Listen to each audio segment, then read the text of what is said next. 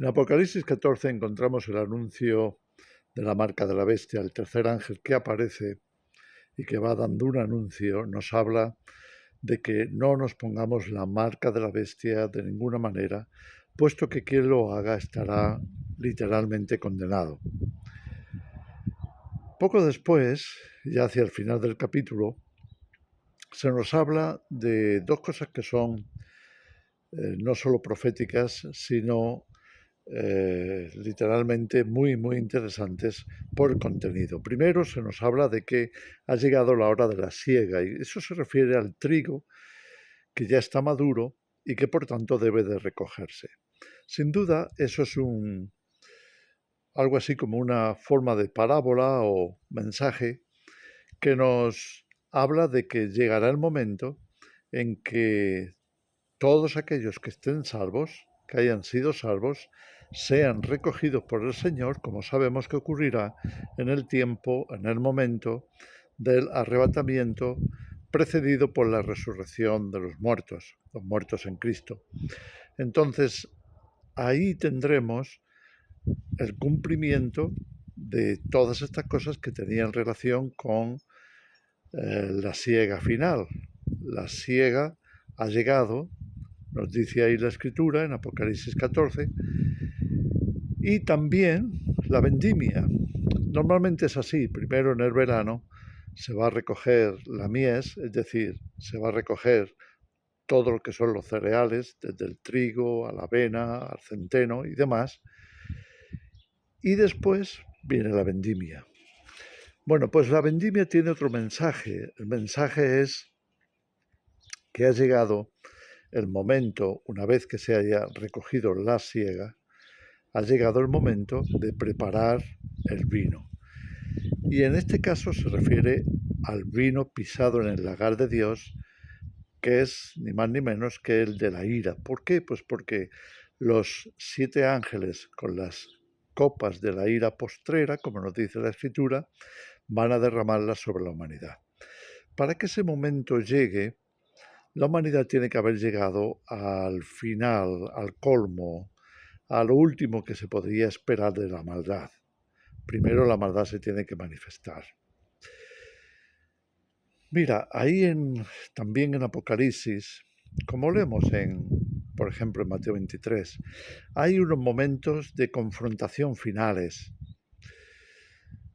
Cuando Jesús sabe que ya ha llegado el momento de que la maldad satánica del propio diablo y de aquellos que le sirven se manifieste, él sabe que eso va a ser lo que les lleve a él al sacrificio de la cruz.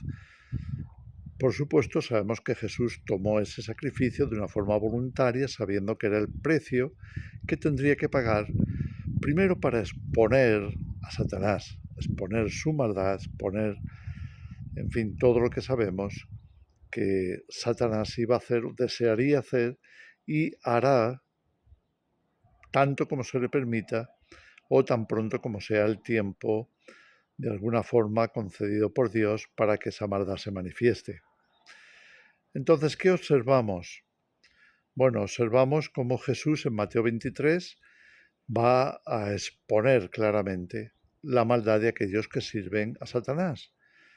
Y en este caso en concreto son los mismos que le van a condenar a muerte. Así que va a condenar con sus palabras pues a todos aquellos, como él dice, que se sientan en la cátedra de Moisés, que dicen mucho lo que la gente tiene que hacer, pero ellos no lo hacen. No lo hacen porque la maldad se ha apoderado de ellos, la hipocresía, por tanto, el engaño y el abuso. Todo eso es lo que Jesús va a denunciar en esas palabras finales, diríamos, por lo menos de cara al público, que nos ofrece Mateo 23. Después, como sabemos, pues la sentencia va a estar echada sobre él, contra él, y le van a arrestar y ya sabemos cuál va a ser el final con la crucifixión. Y después, por supuesto, pues vendrá el sepulcro y al tercer día, como nos dice la Escritura, Jesús resucitaría. Pero para que veamos cómo estas cosas van unidas. La maldad crece. ¿Y hasta qué punto la deja Dios crecer? La deja crecer hasta el punto que se llega al colmo. Es decir, tiene que haber una gota que rebase el vaso.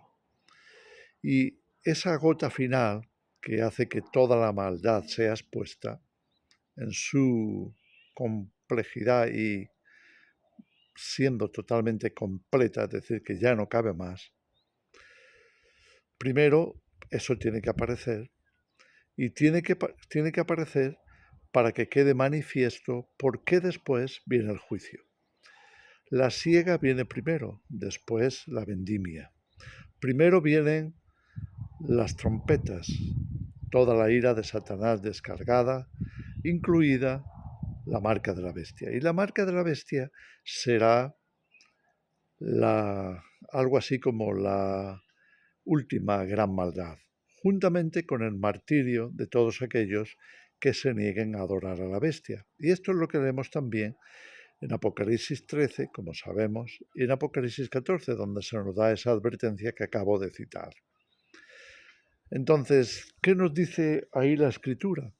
La Escritura nos dice que va a llegar ese momento, que será el colmo de toda la maldad, que es forzar a todo el mundo o engañar a todo el mundo a marcarse, haciéndoles pensar que están haciendo lo mejor que pueden hacer por ellos mismos y los demás, cuando en realidad lo único que están haciendo es venderle su alma al diablo, al sistema, hacerse esclavos de él y finalmente serán arrastrados a la perdición juntamente con Satanás. De esta forma, el diablo se sale con la suya en ese sentido de hacer que buena parte de la raza humana tenga el mismo destino que Dios ya había preparado para él y sus ángeles caídos, sus ángeles rebeldes, que no es otro que el lago de fuego o el infierno, como queramos llamarlo.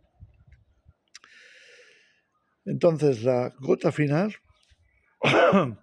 que rebose la maldad será precisamente eso, el engañar a las naciones para que se marquen por una parte o en una mano y con la otra perseguir y matar, intentar matar por lo menos a todo el que no se someta, a todo el que no le adore. Esto en concreto está representado en Apocalipsis 11 por los dos testigos. Fijaros como los dos testigos también están en guerra abierta contra la maldad. Así como Jesús denuncia verbalmente y públicamente toda la maldad que estaba ocurriendo en Jerusalén por el sistema religioso, por aquellos que decían adorar a Dios, pero en realidad adoraban a Satanás. Entonces, lo que vemos es que los dos testigos van a estar también involucrados en esa guerra abierta, no solo profetizando, sino también desatando todo tipo de muertes, plagas,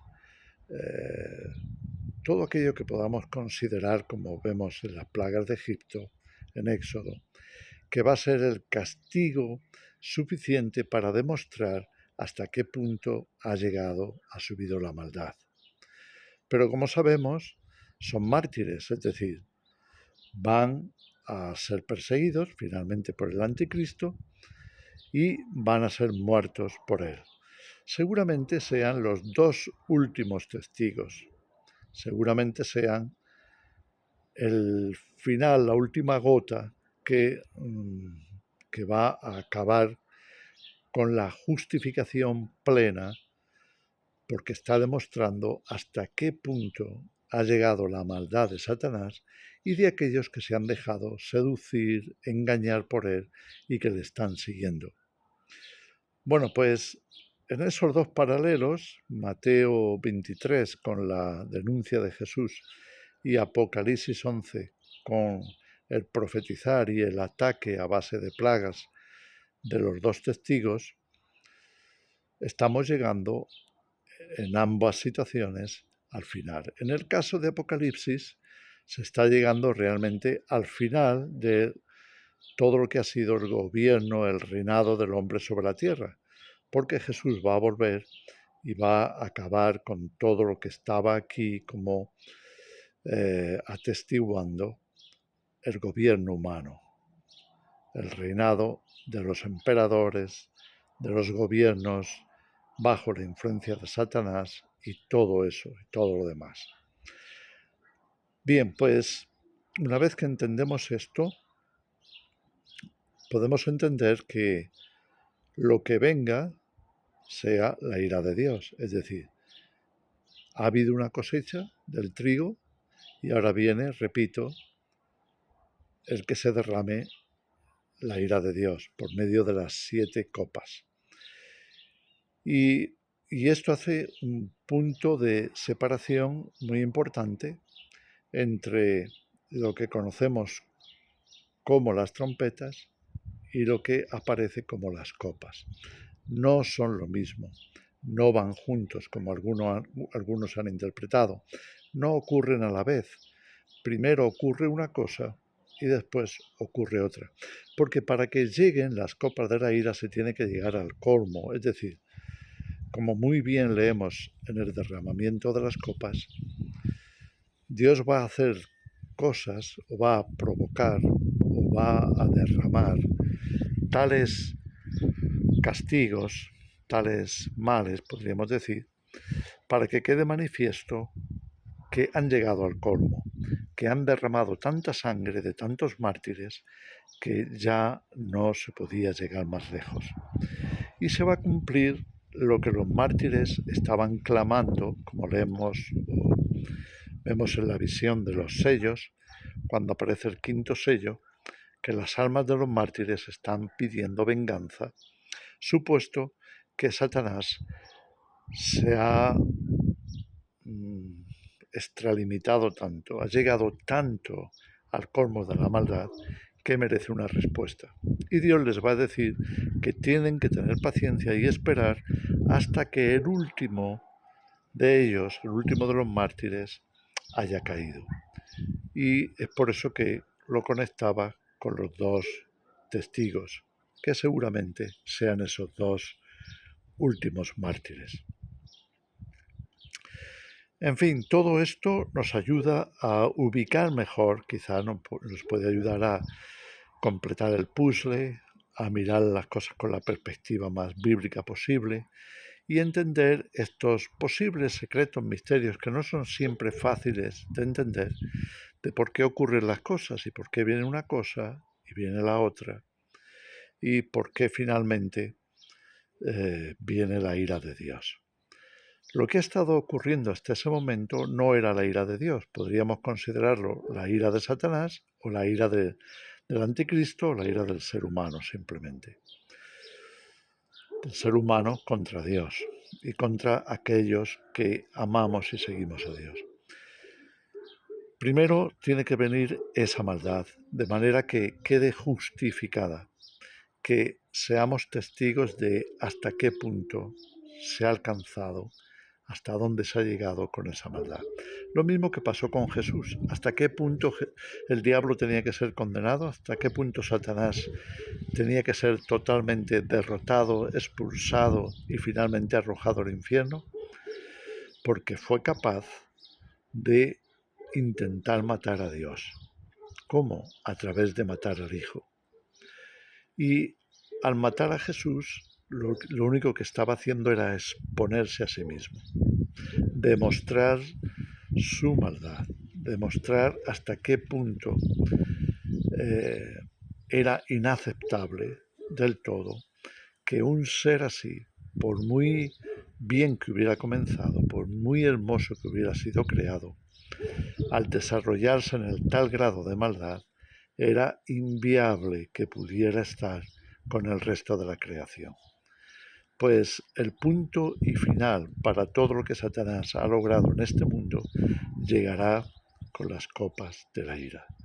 ¿Cuál es el final de todo ello? La batalla del Armagedón, el arresto de Satanás, el arresto de la bestia, la primera y la segunda, es decir, la bestia y el falso profeta. Y finalmente arrojarles al infierno, como vemos al final de Apocalipsis 20. En fin, os dejo con este análisis, esta reflexión, porque creo que es importante que podamos diferenciar los tiempos, los periodos y por qué se suceden las cosas, cómo se llega a ello. Que el Señor os bendiga.